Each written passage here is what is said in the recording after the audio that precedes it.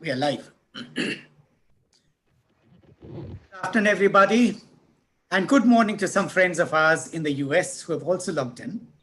Let me hand over to Dr. Vanita Rane, who is the head of the BMM division of SIES, to begin the proceedings. Namaste. Very good afternoon to everyone. I hope you all have a pleasant rainy morning and afternoon as well. We, South Indian Education Society and the Free Press Journal, which is the most trusted brand of India in print media, together are jointly collaborating for this webinar series, which is a 7-episodic series. Today is the third session of the series here. As you can see, we have selected the topic, and the topic is Animal Husbandry Economics and Fallacies of the same. We have a renowned international faculty who is also representing the journalism background here. Welcome, sir, Shri R.N. Bhaskar, who is going to take us through the journey about what is animal husbandry, what will be the impact, and how from production to consumption, from consumption to breeding, and further the transfer of wealth is taking place in India and abroad. So I think we are ready for this journey altogether. Again, I welcome all of you all on behalf of Department of Mass Media, myself, and with my team for this industry talk and edu talk series. Over to Bhaskar sir now. Thank you. Thank you, Dr. Vanita. As I mentioned, we decided to get involved with SIES on account of two reasons. One, that is a college. We are a publishing group. But both of us have one common objective. And the objective is the pursuit of truth, the spread of knowledge. SIS does it through its classrooms. We do it through webinars, newspapers, conferences, panel discussions.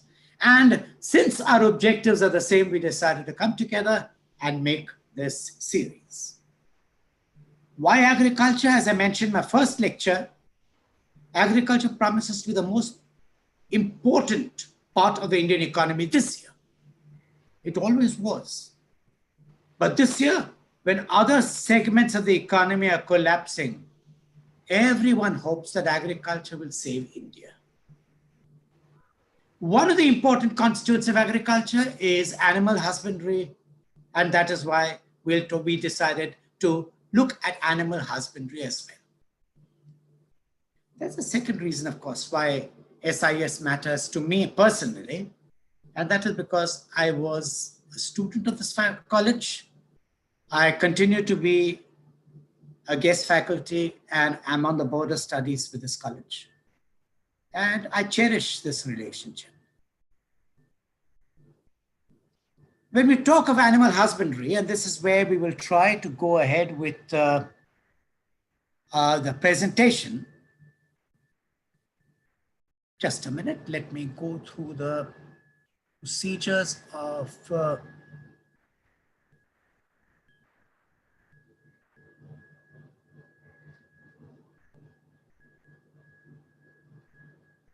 just a minute.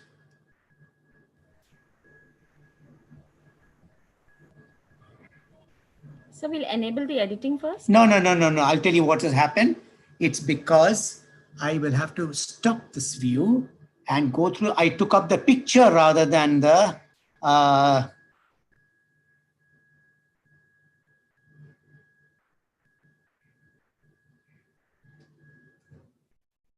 this is what the reason is.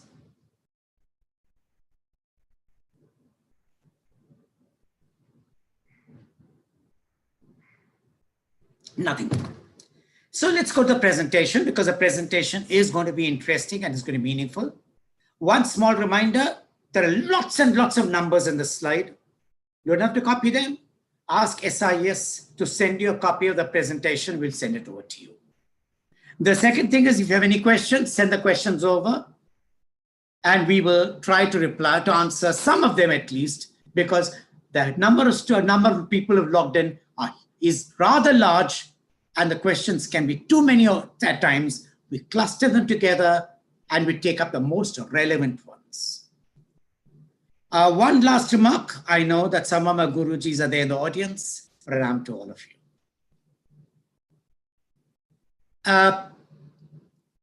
When we talk about animal husbandry, you must realize that animal husbandry is not a simple affair. It's linked to the culture and the religion of a country. Its work style, its beliefs, and all of them blend into what is known as animal husbandry. And animal husbandry is a very large field. It includes cattle, and from cattle we get milk, which we've already had a session on, beef, leather. Common to all of the animals that we have, you have excreta, which can give rise to methane, which can be used as a combustible fuel for vehicles, for restaurant, as fuel for cooking, and for kitchens. This industry is famous for its sperm industry, to create a new progeny of livestock. And most important, this industry is also important because it leads the vaccines industry, and the vaccine industry is immensely important, immensely profitable. Then the sheep and goats, meat, wool, sperm, vaccine, poultry, which gives you eggs, chicken, vaccines, pigs, which give you meat, and vaccines, of course, and fish and other seafood. The potential, as I said, is huge because India has about $202 billion of worth of annual spending. And then there's increasing urbanization. Over the next 3 decades, India will see about 350 million Indians moving from rural to urban surroundings. 350 million people is a number that the world has not seen in terms of migration. It will be the world's largest migration. It's going to cause huge upheavals in social life in India and in the whole of Asia as well. And there's infrastructure growth expected because there's a lot of money that's going to go into infrastructure.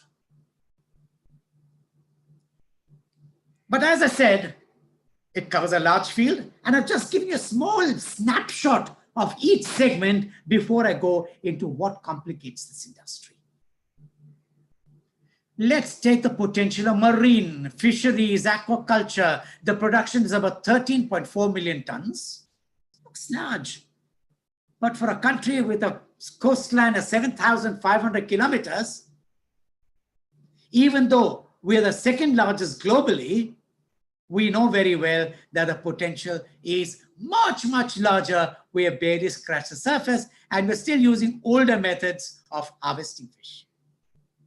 The CAGR, compounded average growth rate, is just 4%. But as I mentioned in our first lecture, if new technologies are adopted, it could easily become 8%. But it needs vision, it needs courage, it needs policy. India's fish production is about 7.5% of global fish production. Processing, only 8 to 23% gets processed. The better varieties of fish that are exported, 23%. The Indian varieties of fish, some of which get processed, is about 8%. And there are opportunities in reducing overcapture, value-added products like ready to cook, ready to eat, canned and frozen goods. Our processing industry in the fish in the marine segment is quite primitive indeed. And then there's a large segment of a business that is known as fish feed, which is also something which is very growing by leaps and bounds because fish require a special kind of feed to grow faster, healthier, weightier. And that is where the fish feed business becomes interesting. The major players in this industry are Nekanti, Ananda, and Avanti. Incidentally, Avanti is part of the CP Global Group. CP is about $20 billion large, of which $4 billion comes only from the food business. They own the 7-Eleven chain of stores across Thailand. They serve ready-made meals to almost half the working population of Thailand.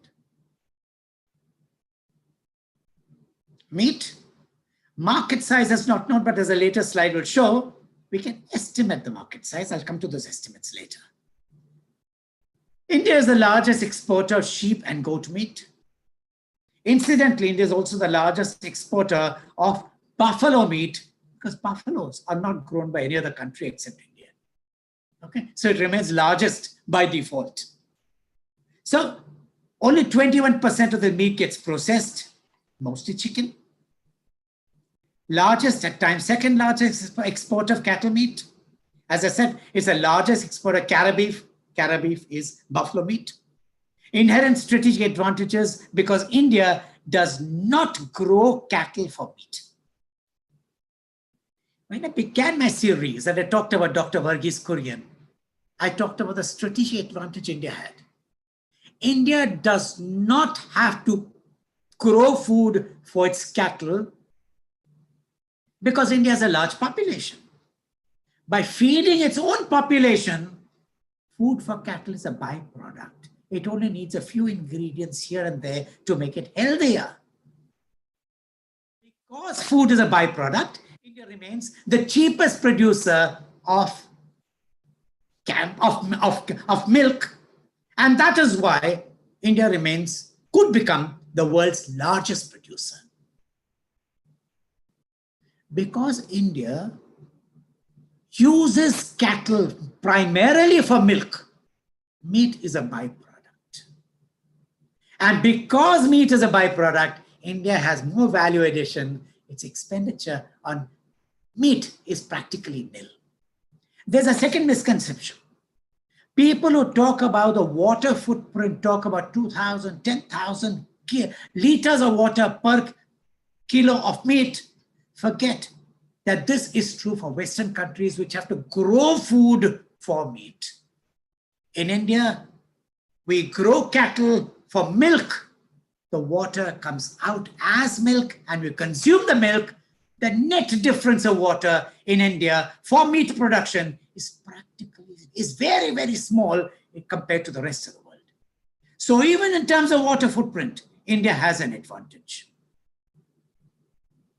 And pig's meat, there's a huge domestic market, especially in the Northeast and in Goa, but a lot of smuggling of quality pork takes place in the Northeast to all the neighboring countries, including into China. And there is camel meat.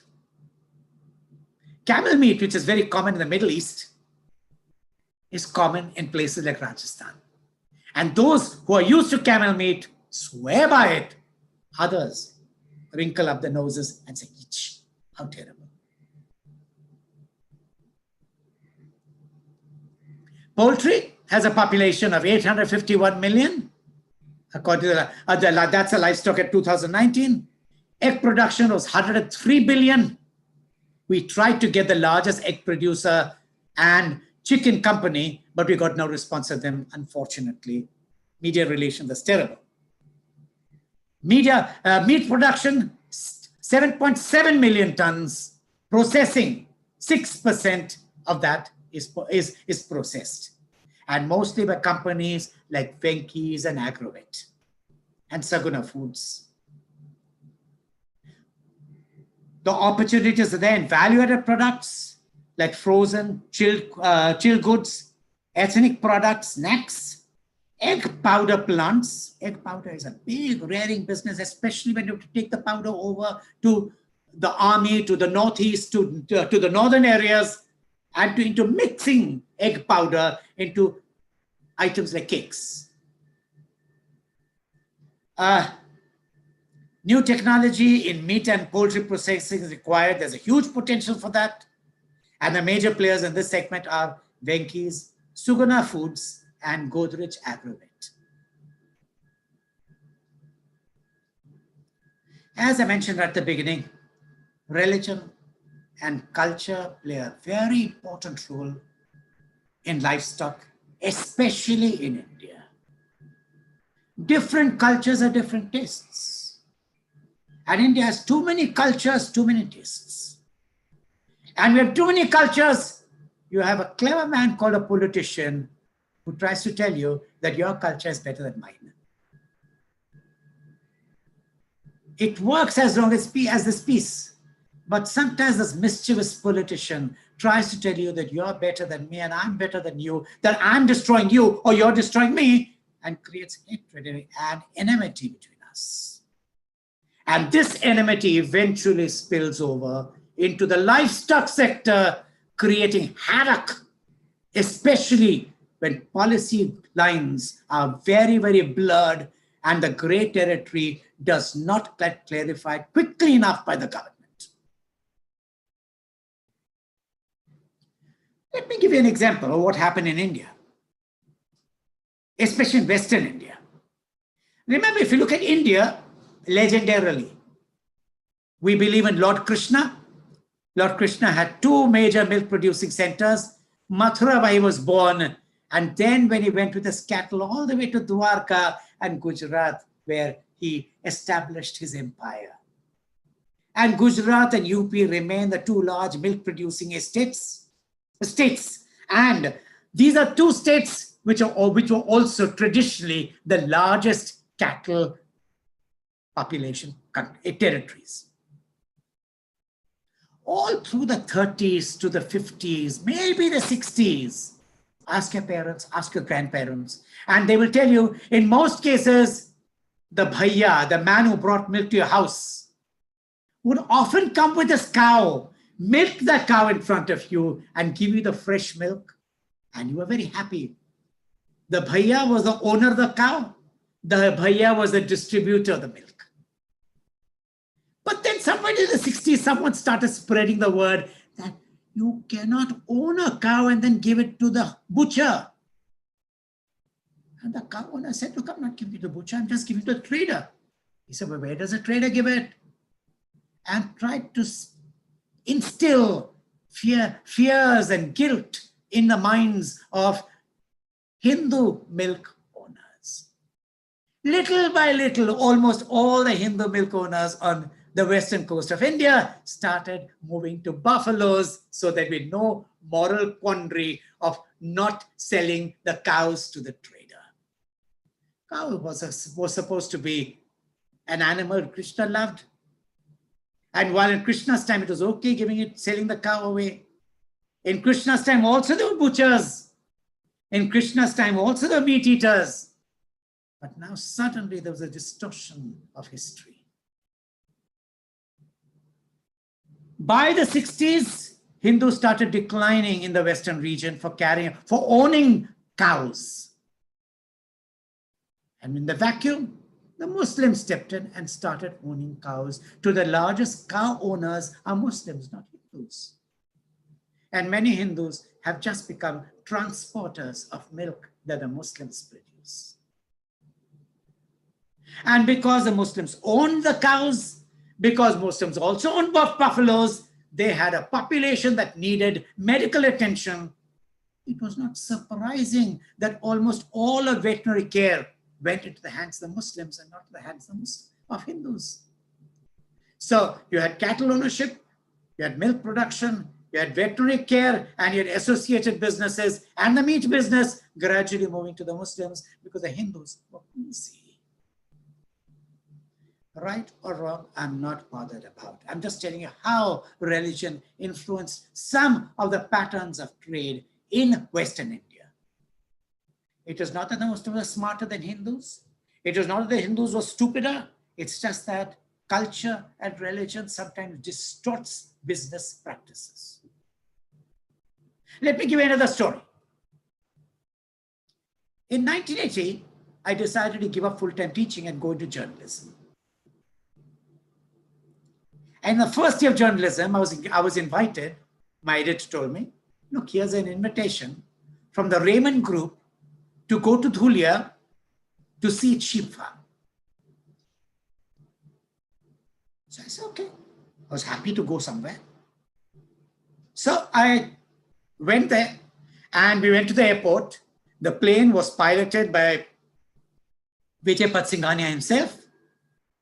And we reached an area called Dhulia, which is near Jalgaon, and we went there, and there was a large 300 or 400 acre plot on which there were sheep kept.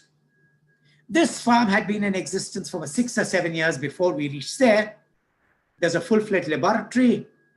There was a huge pen of sheep there, and the two large pens, one with Indian variety sheep, one with Merino variety sheep. Merino variety sheep are the ones that you find in New Zealand and Australia. Why Merino variety? Because Raymond was India's largest brand for woolen fabrics, for blended woolen fabrics. And for being the brand leader, he had to have the best wool. The best wool was Merino, so he used to import Merino. What makes Merino good? Well, the woolen strands are longer, the woolen strands are springier, and that is why, and they're softer. So they used to import Merino wool, weave them into the fabric, and then sell them as premium fabric. So Vijaypad Singhania said, instead of importing Merino, why don't I make Merino wool here? So he brought in 5 or 10 sheep with special permission from the government, set up an insemination lab, and you learn more about insemination in the second session after this, where you got 2 of the largest semen producers for cattle in the country also there. And then Vijaypad Singhania showed us the Merino wool under the microscope as against the Indian wool. And the difference is very clear. And he showed us how artificial insemination took place. And I was a young boy, thrilled at learning new technology, the frontiers of science. I went back, wrote my copy. And 2 years later, I wanted to find out what progress had been made on the Dhulia farm bit. I went to Raymond, asked for an appointment. They said, why? I said, I want to look at a Dhulia farm. They said, we'll come back to you. Week, 10 days later, I went back and said, no, you've not come back to me. He says, we'll get back to you. Contact us next month. Next month, dutifully, I went back there. And they said, we'll tell you when. Right now, it's not the time. Took me about 2 years of being stonewalled for me to catch someone who was an insider and ask him, why aren't you talking about such a lovely story? I said, Bhaskar, look, there's a problem here. I said, what's the problem? He said, we started the sheep farm, but then our gurus, the Singhanias were Jains. The Jain gurus called the Singhanias and said, we believe you've got a sheep farm. Singhania said, yes. He said, what will you do when the sheep stop producing wool? I said, I'll sell them to some trader who wants them. He said, what will that trader do? Singhania knew that he was in trouble. He says, I don't know. He says, the guru said, the religious leader said, listen, whatever the outcome, we want you to stop dealing with sheep immediately. There was no law. There was just an advice from the head of religion. Singhania promptly closed down the Dhulia farm, gave it away to the government of India. The government of India did not have the same vision that Singhania had, nor the integration into a textile manufacturing. I don't think the Dhulia farm exists in a robust state today anymore. India lost a vision.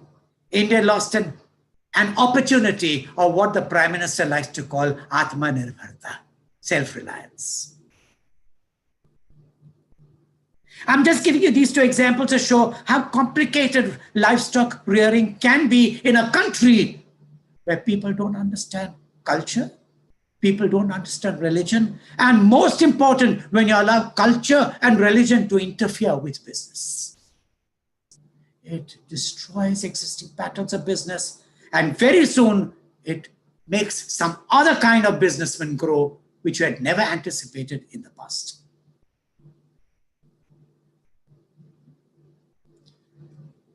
And then, of course, you have politics. Look at the way politics works. Prime Minister Modi, when he was the Chief Minister of Gujarat for 4 terms, and Gujarat is a center for milk production, did not introduce a cattle ban.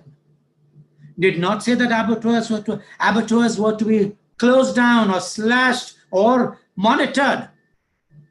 He knew this was the way of life. Milk has to be produced. When a cattle grows old, you give the cattle away to the trader. What he does is not my business. My job is producing milk, not looking after other things. Modi knew it. Something changed when he went to the center. Maybe he was pressured by other lobbies who made him prime minister, whatever the reasons. But when the milk ban came in, when the cattle slaughter ban came in, it was so devastating in its impact on the Indian economy that one of the reasons why India went into economic slowdown was because of the cattle slaughter ban, and we'll talk about that later. That it affected, the cattle slaughter ban affected largely Muslims was also politics. And the closing down of abattoirs and then regulating them with a great amount of severity was also politics. Yes, you had laws on your side, but behind every law, there's a hidden intention, and one knows. What did that do? In the business of livestock, you suddenly found that in all the regions where you had a shrill amount of cries against cow slaughter, Haryana, Punjab, Rajasthan, parts of Madhya Pradesh, you found that the cattle population, the cow population started diminishing and the buffalo population started increasing. The percentage, the ratio of buffaloes to cows and cows to buffaloes will tell you which regions the cows have become a minority and which regions the cow remains a majority. Suddenly, by trying to protect cows, you had made the cow an endangered species in the very territories where the cow was to be respected. Even Gujarat is seeing a decline in cow population. Uttar Pradesh has already started witnessing a decline. You are changing the demographic patterns of cattle because of the once decision. More about that later. Beef exports got hit. India wanted exports at that time, but the madness was huge. Beef exports got affected, and I've given you references everywhere. And you'll find that India was always there as number one or number two. That's, I said, 1-1. Okay. Now, if you assume that this is the amount that is exported, and if you assume the percentages of 20%, you know that the market size should be approximately 55,000 crore. Suddenly, India's politicians were ready to sacrifice 55,000 crore of business. And that's only money. Remember, it has jobs at stake, it has exports at stake, it has an industry at stake, and more. We'll come to that later.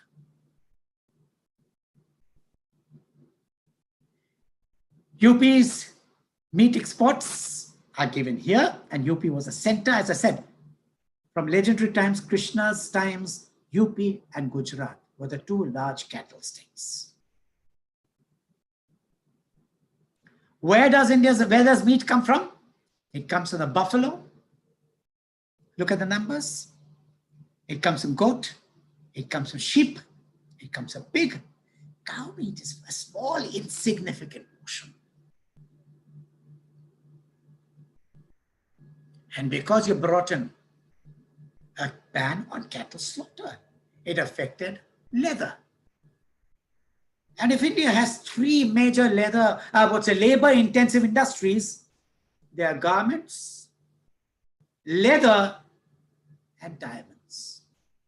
You had suddenly affected the second largest labor-intensive industry. Atmanirbharta.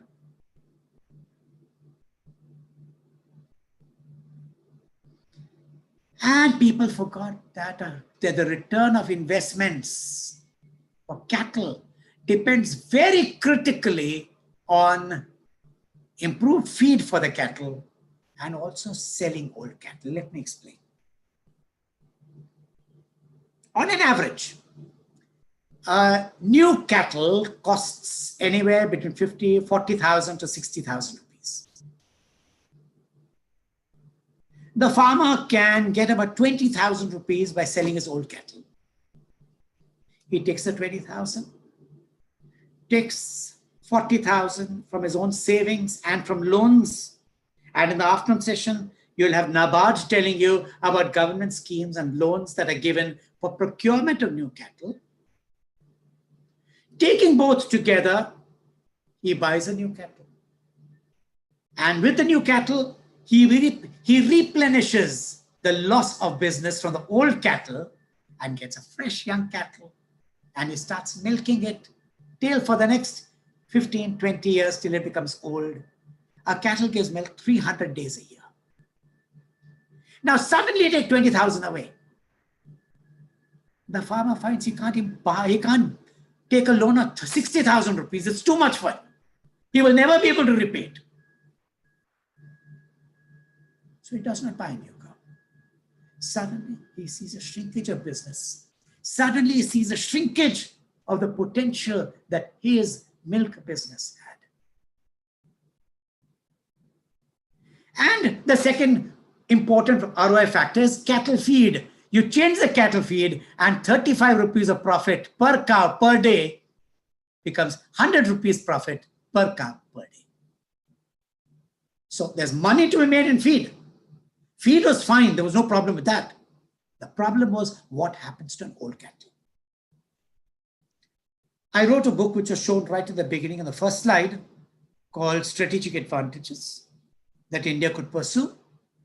And I was inaugurating this book in Delhi last year, in the middle of last year. And the organizers suddenly told me, sir, there are some people from the government who want to talk to you. I said, okay, can we talk about it after the session is over? After the launch is over and after my lecture is over. They communicated that. I could see the government officials sitting right in the front, nodding at every word I was saying. And then after the lecture said, there were 4 people who came along and said, can we talk to you? I said, yes, certainly. So he went to another room, sat down across, and one of them said, sir, that I am the chairman of the Cow Rakshak Samiti, the Cow Protection Committee.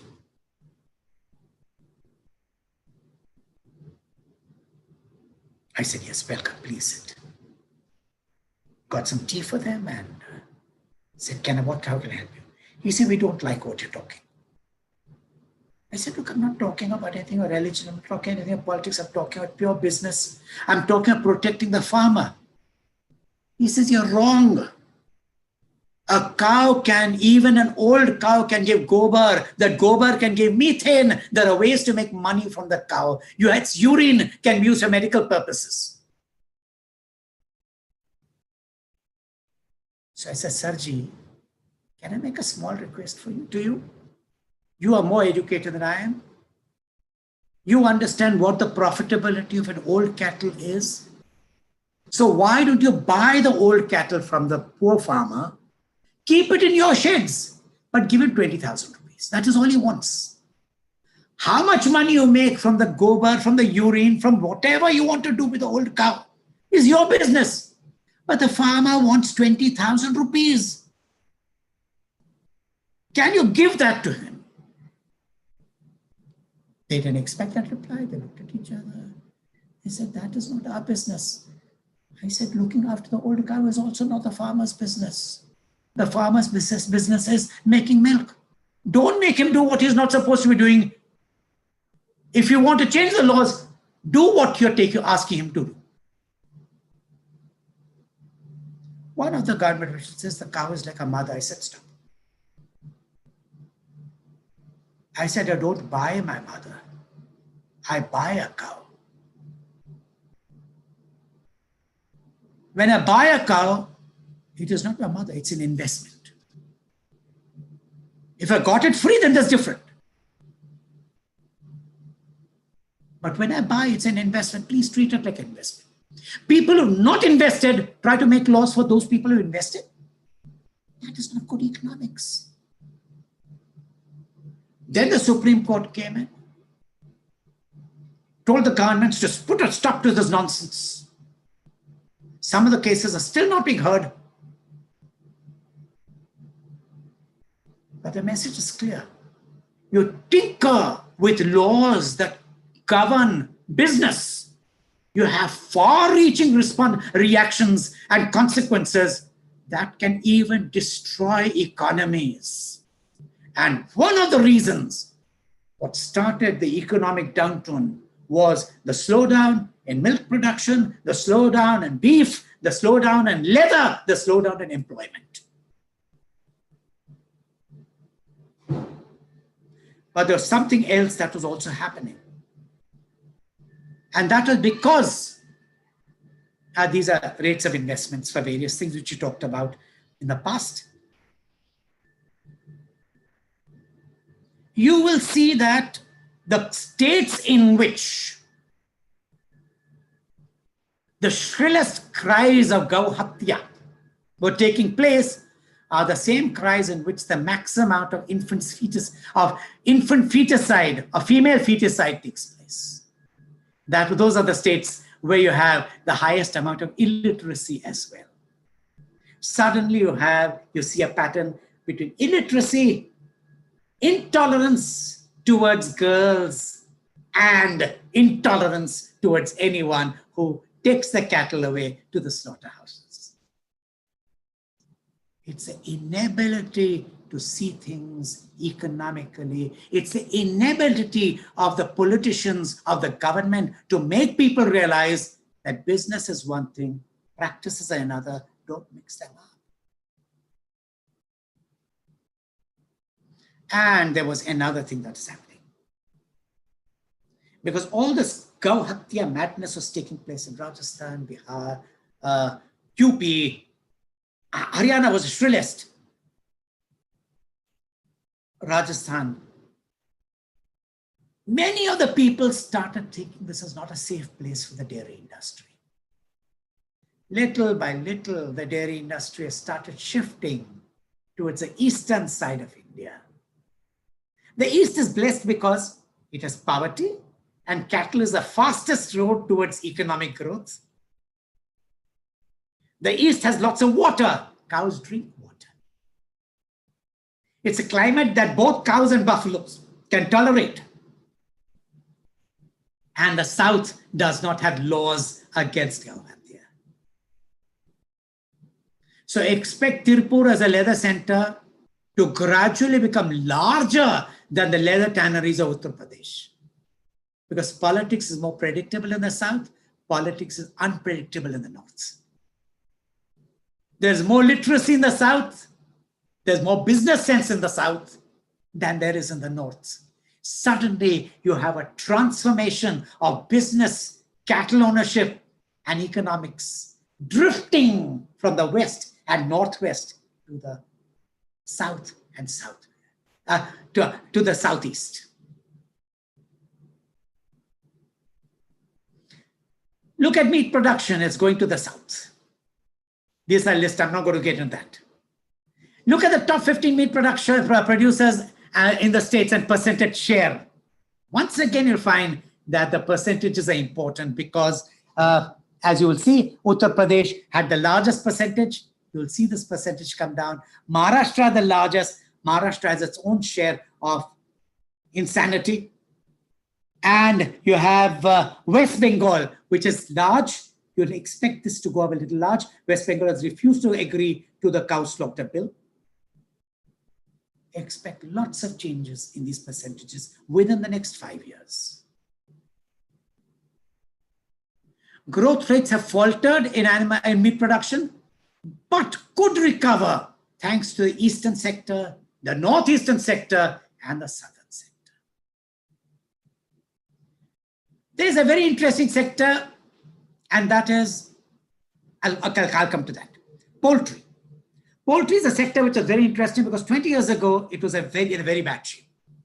Highly fragmented till a man called B.V. Rao came in, set up the National Egg Coordination Committee, NECC, talked about an egg a day keeping the doctors away, the Indian equivalent, asked the government to include eggs as part of the midday meal for children to improve their nutrition, organize the trade so that there'll be a fair price.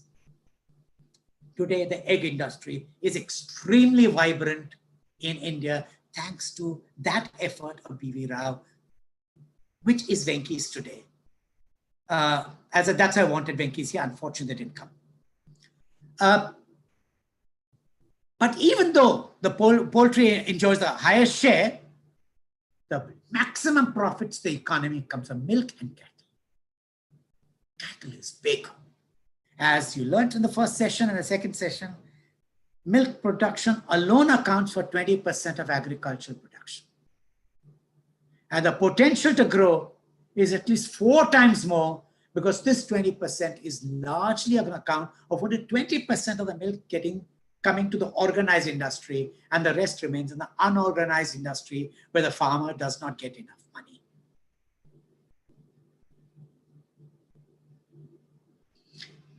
Eggs. India is the 3rd largest producer of eggs in the world, 3.97 million tons.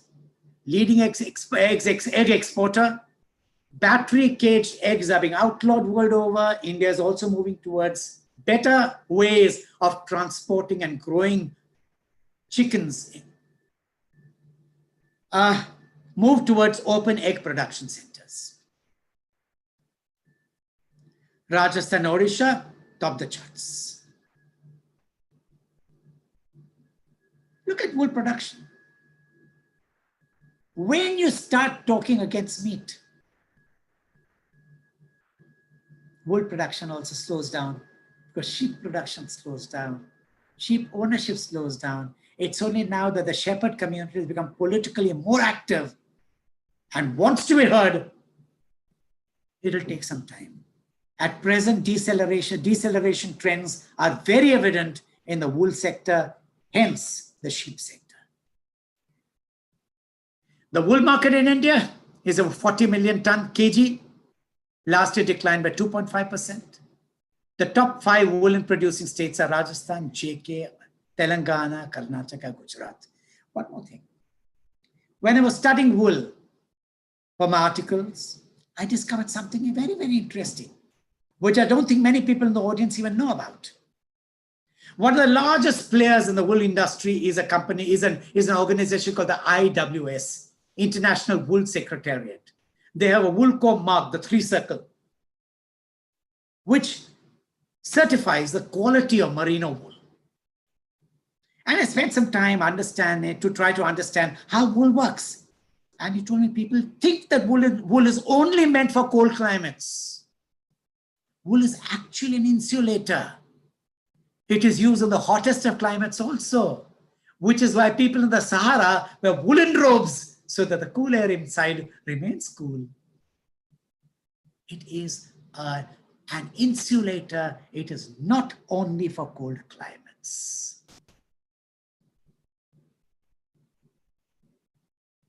And of course, there's some very interesting stories about how semen production takes place. As I mentioned this afternoon, you will have 2 players who are the largest semen producers in the country. One is NDDB, the second is BAIF. But one person who I have not called because there will be 3 semen producers is a group called the Chitale Group, who's famous in Pune as the Chitale Bandhu Group, which sells sweet-based sweetmeats. Your barfis, your sweets, your mawas are available from the Chitales. They produce a lot of snacks, and people swear by the quality of the Chitales. But what people don't realize that for the Chitales, their main business is not snacks. They have a dairy farm, but their main business is not a dairy farm. Their main business is semen. And they are one of the largest cattle semen producers in India. These are the largest. The first one is NDDB, then your BAIF. NDDB has other variants also. And then there you have Chitale. Watch Chitale. Chitale is a group to watch. And one of the biggest advantages of all animal husbandry is that every animal generates excreta. India is the largest population of cattle. India has very large populations of almost every other animal. If you could just collect excreta and human excreta, periodically at various intervals, build large cesspools, we could take all this excreta instead of dumping them and let the excreta become methane and use the methane, pressure it, bottle it, give it to the restaurant industry, give it to the trucking industry. You will have more money than the import amount that we pay out every year. I once met one of the biggest converters of sugarcane waste to methane. And I asked him, what do you do with the methane? Do you produce electricity? And he laughed. He said, are you a fool? I said, why? He said, if I convert methane into electricity, I get only 4 rupees per kilo of methane, per liter of methane, liquefied methane. But when I sell it as CNG, as liquefied methane, I get 50 rupees.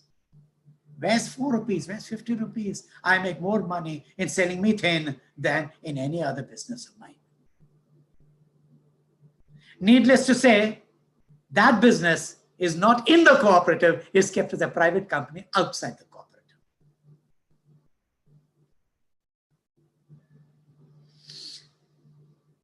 One more last thing. If you want to understand animal husbandry, it will take years. Another thing, animal husbandry is complicated. It takes a lot of time, a lot of patience to understand. But believe you me, it's vibrant, it's profitable, and almost every segment of this industry is profitable if you adopt the right strategy and you have the right purchaser. More on the subject will be discussed by the experts on the subject in the afternoon session. But now, is there any questions? Dr. Vanitha Rane, could you address them to me? Thank you very much for being with me. Sure.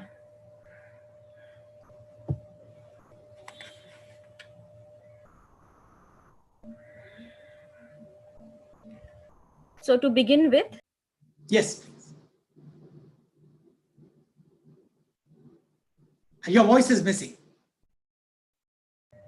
Yeah, sir. So there's a big team who wants to ask you, how can we have our own company ancillaries on the same lines of animal husbandry? Do we have any project funds in collateral or without collaterals? Okay, that's a very interesting question, but I would like you to ask the same question again to Dr. Shaji when he comes in the afternoon session, because he's going to talk about various funding programs that the government has for livestock and various agricultural regions. I do believe that the whole agriculture could become 10 times bigger than what it is, including animal husbandry, if only the government allows industry status to agriculture. In fact, every economist, every politician, every social worker, every student, and every businessman should be clamoring for industry status. That will allow the farmer to get more money, that will allow the country to grow faster, that will cause a rebound in economic growth that India desperately needs right now. Thank you. Well said, sir. So there's one more question by Dr. Subhash Bhosle. He says, a lot of medicinal values, why this milk is not promoted commercially in India with respect to economies of large scale so that we can get more profit out of it? Firstly, I'm not sure whether the claims of A1 and A2 milk can be borne out scientifically. There has been no research paper in peer publications globally. It's a belief that we have. It's a belief that we propagated, a belief that we touted. Like many beliefs, those who believe it believe, yes, it has worked in my case. Those who disbelieve say, it has not worked in my case. you need an external agency to ratify the claims of A1, A2, etc., etc. The same thing with Gomutra, the same thing with cow dung, the same thing with many other qualities associated with animal parts. There are people who believe certain animal parts improve sexual prowess. Nothing to prove it. There are several theories about several things, about animals. Till they're scientifically proven, I would tend to discount them. So relatively, we understand, Mr. Bhosle, you can still go ahead. It's only the religion and regulation which will stop you to explore more with your options. So one more question, quite interesting and situational. So what are the possible impacts you see because of COVID on animal husbandry with respect to political, economical, and technological especially? So what kind of potential threats and what kind of impact you see? Firstly, viruses are there everywhere. They are among humans, they are among animals. And people know that you had the swine flu. People know they had the chicken flu. Poultries had to be culled completely. Pig pens had to be culled completely. When they happen, they happen. The answer is better sanitation. The answer is better feeding practices. Don't experiment with feed on the basis of whim. Go by scientific advice. Go by laboratory practice. That is important. You misuse feeding practices. You don't maintain hygiene among animals. You are going to have diseases.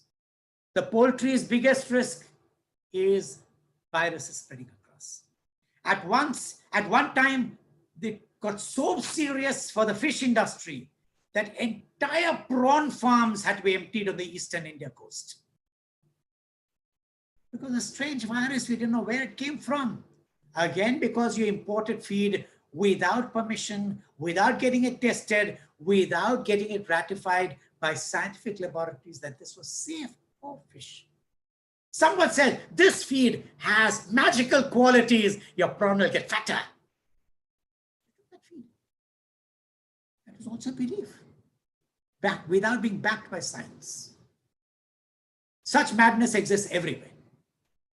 Not just among humans, not just among cows, but among fish, among pork. I must tell you one more small thing. The most interesting experiments in livestock is in pig farming, mostly around Manipur. Many of the Manipuris like pork. They would quietly smuggle in the best varieties of pork, of small pigs by boat and up the rivers by boat again. From guess where? Korea. And having those pigs, they started cultivating special pigs. Pigs which are pink in color. And they are so delicious, I'm told. And the market price is so big that they are now being smuggled across quietly the other way around. So first we smuggle them in, and now we smuggle them out. So what territorial sovereignty are you talking about? This is a trade that goes across the borders. Sir, I think it's quite a responsible activity altogether, and grazing animals to feeding and from feeding to breeding, it's not an easy task. It's quite mundane in nature, so you be ready, please. So the next question is again very interesting about cow ghee. So cow ghee is sold in societies where you see it is the rate of rupees 2,000 per kg from farmers to societies, whereas branded companies like Patanjali cow ghee is sold at the rate of rupees 500 to 700 per kg. So why there is no control in between, where you find the farmers are selling something original, and then when it reaches to the companies, why it is being adulterated, and when it is adulterated, why the price goes down? What is this mechanism all about? Why it's so complex? Ultimately, a price discovery takes place between the buyer and the seller. There are societies in Bombay that buy milk at 100 to 200 rupees a litre, even today. Okay? because they told that it's been milked just 2 hours before it was delivered. True, not true, I don't know. But people believe, and they want fresh. They believe it has magical qualities, wonderful qualities, health qualities. Go ahead. Some people can pay, some people can't pay. Amul sells it at 36 rupees a litre. Where is 100? Where's 200? Where's 36? Go to Parsi Dairy Farm, it sells its cow's pure milk, cow's ghee at under 60 or 70 rupees per litre. But there are good places. Genuine quality ghee requires the entire line from procurement to packaging to be insulated, isolated, exclusivity to be maintained so that there's no contamination of buffalo's milk. So Amul was selling generic milk, but now Amul has started a special product called cow's milk because it goes through an entire pipeline. From collection, it's ensured that it's cow's milk, to the end, it's ensured it's cow's milk. The pricing is different because, as they say, sand also has no price. But when you filter sand and say X grade, Y grade, the price becomes different. If you filter it, the price goes up. More question on the same lines. What is your opinion about artificial eggs? And do you believe that such kind of eggs are sold in the market? If yes, how do you identify and how do you get rid of all such kind of complexities? I am not an expert on eggs. I won't be able to answer that question. But yes, eggs is a very big business, and converting eggs into egg powder is a bigger business because it gives you a shelf life of 6 months. And the price goes up enormously. Sir, I think our panelists may be joining soon. Okay. Then let me just mention one last concluding remark about livestock. Yeah. Please remember livestock. A man buys a cow. A man buys a goat. He buys it to look after it for its milk. Some people may buy it only for love and affection. But most people buy it because they want to make money from the milk that they produce. Don't mix up investment with sentiment. If you want to practice sentiment, you buy a cow, keep it in your house, and look after it with your sentiment. Don't impose your sentiment on someone else's business. That is wrong practice. That's wrong law. Second, this is not related to the subject, but since we're at the end, tomorrow, Free Press Journal is having a small program, a debate on whether IPL should be conducted during this COVID-19 times. Check up our website. You'll find out more details, how to log in, how to register. That might also interest you. But do wait for the afternoon session because you have 3 of the biggest names in India in this business. NABARD, which is the country's biggest financier for agriculture and in agriculture for livestock. NABARD has spawned so many women's organizations to finance small people for small things. They give loans as little as 100 rupees. And the second one, of course, is a giant in sperm creation and in separating male and female species. I told you in the beginning that animal husbandry is a matter of culture. It's very funny that when human beings in India, in certain parts of India, people want more male children than female children. But when it comes to cows, they want more female cows than male cows. In America, where many people want only male cattle because they use them for meat. Culture changes which kind of sperm you want for animal husbandry. Have a very nice time. I hope the next session proves to be useful to you. Yes, surely. Take care. I think we have tried to juggle between the anthropology of various laws of lands and the culture, as you said. With this, we will end this lecture series for the day. And we will see you soon in the next session in another 15 minutes with all our panelists back. And we'll try to understand more about animal husbandry, its economics and policies. Do stay tuned. The feedback link will be provided to you in the chat box and on the WhatsApp group, along with the Telegram channel as well. It will stay there for 24 hours. Need not worry. You can also watch it at your own pace. Do not spam the group at all. If you have more number of questions, do post it and stay tuned. Come back soon. Thank you. Thank you very much.